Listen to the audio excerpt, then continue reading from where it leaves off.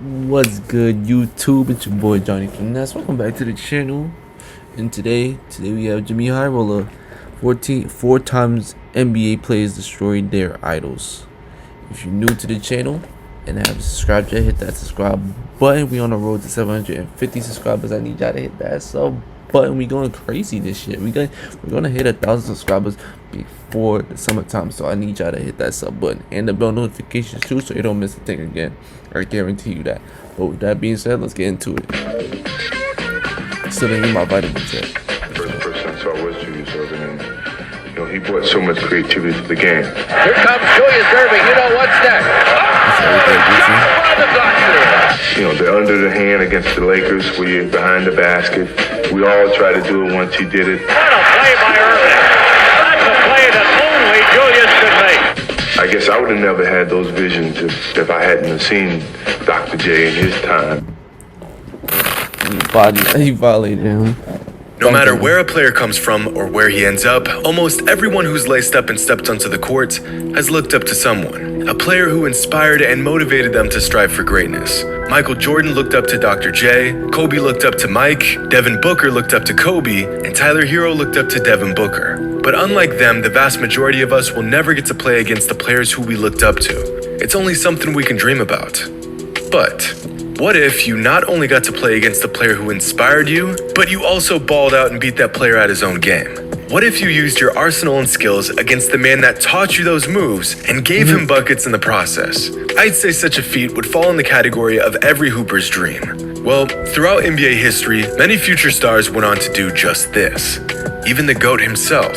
On April 5th, 1985, a rookie Michael Jordan got to face off against his childhood idol, Julius Erving. But this wasn't the first time they had played each other.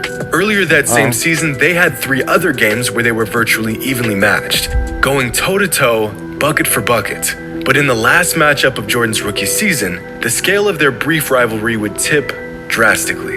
MJ dealing with Dr. J, fairly similar to how he dealt with everyone else. Johnson 6.4. Michael's going to take an 18-footer and he'll zip it. Alley-oop to Jordan. He's going to be right there. And officially has 10. Oh, Jordan, and stayed with it. Jordan, a turnaround dotted line. 2 for Jordan, and he has 11. Hey! Oh, look at that move by Michael. Watley to Michael, takes it in, reverse, yes! Holy Toledo, what a play by Michael Jordan, and he has 19. Right, and he wanted to take a three-pointer when they left him open. Who are fighting back. Jordan going to shoot it from 18, yes! Jordan, yes! He had the good court sense to make the shot go through. Through the basket, which would have... In 38 minutes, a rookie Michael Jordan goes absolutely berserk on a veteran all-star Julius Erving, dropping 40 points in just 21 shots. That's a lot back in the day.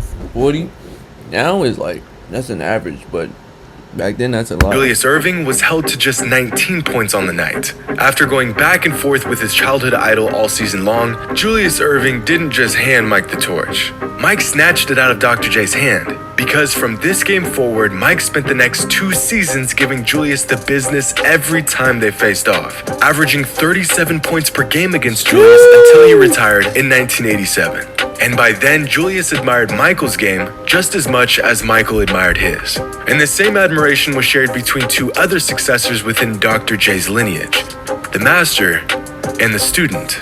Throughout his entire youth, Devin Booker looked up to Kobe in his game, even saying that he shaped his entire game after Kobe's. But with Devin Booker being 18 years younger than Kobe, the idea of playing against his idol in the NBA was pretty far-fetched growing up. It would take a miracle for this to occur. And by miracle, I mean Kobe playing 20 years in the league and Booker entering the league at just 18 years old. A unique situation that granted Booker the opportunity to play against the one and only Kobe Bryant. Their first scheduled matchup taking place on November 16th, 2015. Phoenix. The first of just a few chances for Booker to go head-to-head against his mentor. But Kobe didn't suit up that night. A missed opportunity. But no worries, Booker would get another shot against the Black Mamba less than 2 months later on January 3rd. Scratch that, Kobe was inactive for this game as well. Okay, no sweat. Let's just fast forward to March 18th, when the Suns were scheduled to face off against the Lakers at Staples Center. This was Booker's time to shine. Except It wasn't, because Kobe was absent from this game as well. 3 games against the Lakers, but 0 against Kobe. Now, remember, this was during Kobe's farewell tour. If Booker didn't play him this season, he would never get the chance to. But as fate would have it, the Suns would play the Lakers one more time that season. And this time around, Kobe was laced up and ready to go. But so was the 19-year-old Devin Booker. As the Kobe farewell tour passes through the desert, it's the Phoenix Suns versus the Los Angeles Lakers on Fox Sports Arizona. Yeah, Kobe had to play this thought one. he could catch him. Body failed, working on your game. It's things that you can still do. Here's Devin Booker working an assist to the Lakers 3. He's doing that Kobe stuff. He's doing that Kobe stuff. That's that Kobe stuff. That's that Kobe stuff. Boxing with his third. Here's Booker from deep. Wow! Pitch rolls Out here in Phoenix. It's never... Booker! I love it because he... Booker, knowing this was the only game he would ever get to play against the great Kobe Bryant, did not hesitate to pull out all the stops and show off his entire arsenal, going straight to moves that he learned from Kobe and using these moves against the man himself, dropping 28 and 7 on the night. Now, out of the 76 games Devin Booker played in his rookie season, take a wild guess when and where his best game took place. And that's no coincidence. After the game, Kobe spoke about Booker and how extremely skilled and gifted he was, noting that Booker tried to use his signature move against him on the very first possession of the game. Keyword, tried. Playing against Booker tonight, I mean, he went straight to my move. The first time he caught it, you're not gonna beat me on my move, man. Like, you know. But I mean, it was great to see. It was absolutely great to see, man. Because I remember, I did the same thing with MJ. I think he's fantastic. I think he has the right attitude. He has the right competitive spirit. I think his footwork's extremely sound. His fundamentals are extremely sound. And now it's just about him figuring out exactly what his game is. And then he can go to that every single night and then make counters off of it. But the skills are there. The last thing that Kobe said to Booker on the court that night was be legendary, something that Booker will carry with him for the rest of his life. Speaking of being legendary, one of the few active players that has reached this elusive status is Kevin Durant, a player that quite possibly gets more comparisons than any other player in the NBA. Quick question, what do you call a young, extremely long and tall forward who can shoot the ball well? You call him the next Kevin Durant.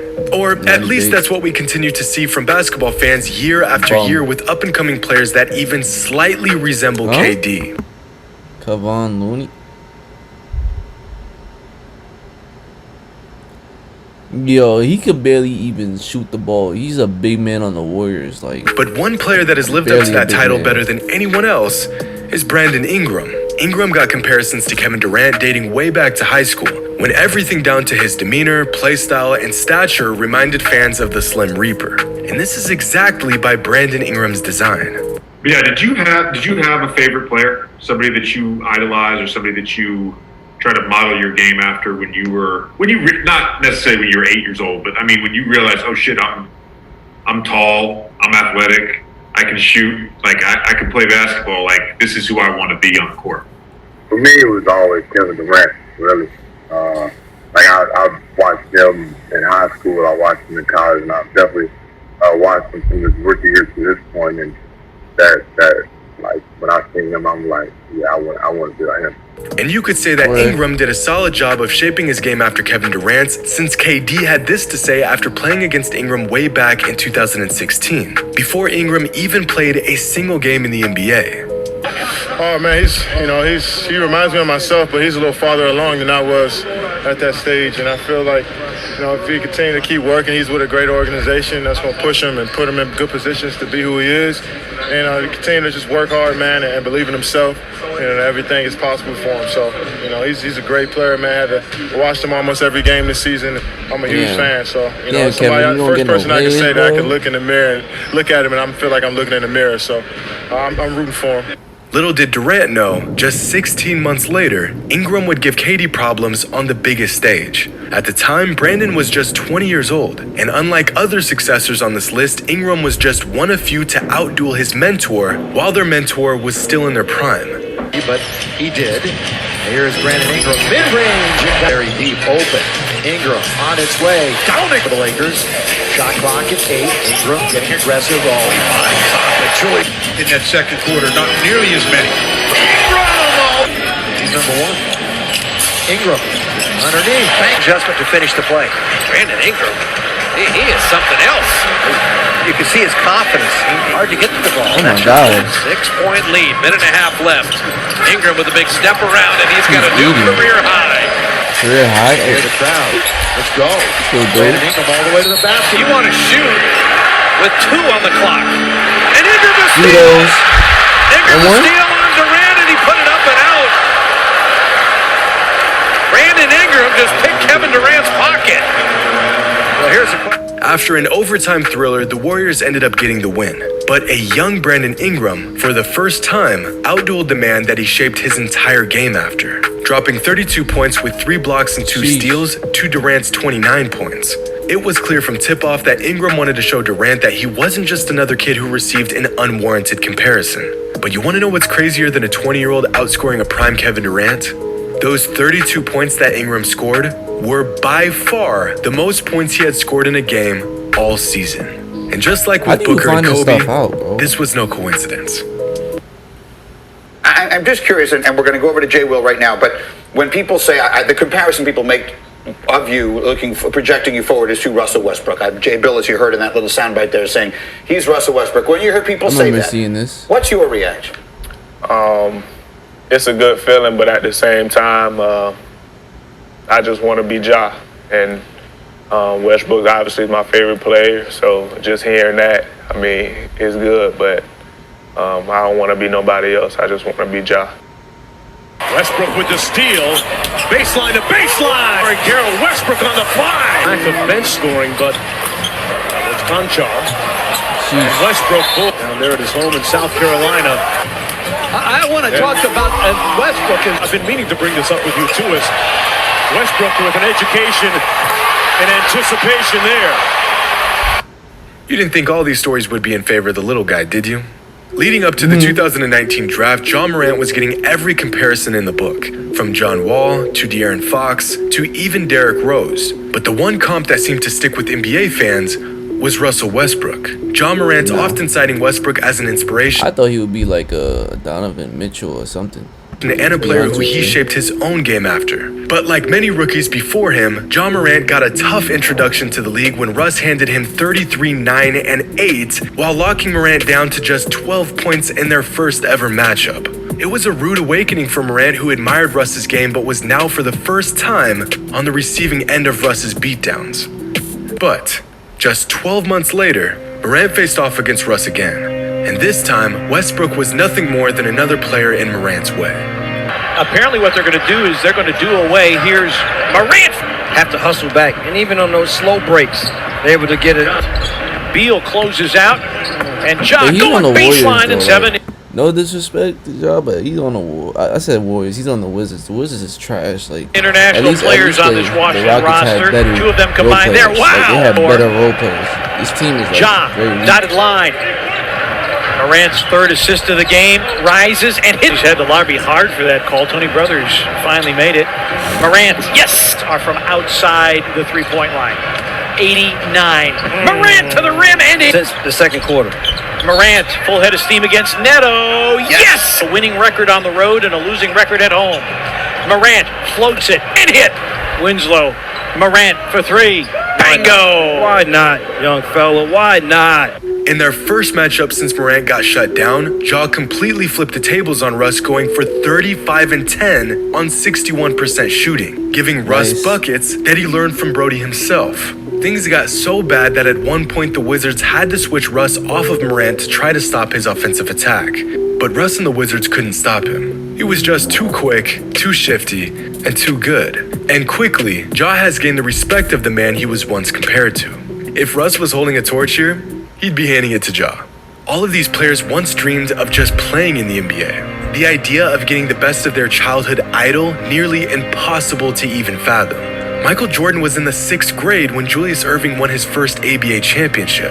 Devin Booker was 9 years old when Kobe dropped 81.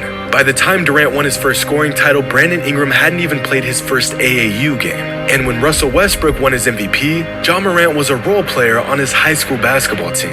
The odds of these young players going toe-to-toe with the men they look up to, slim to none. And yet, those odds never stopped them. Makes you wonder if anyone watching this video right now will accomplish this same feat.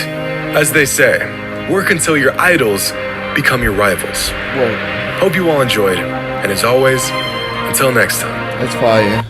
That's fire thing to say. But if you made it to the end of the video, you obviously like the video, so you obviously gotta subscribe. Hit that subscribe button, y'all. We on the road to 750.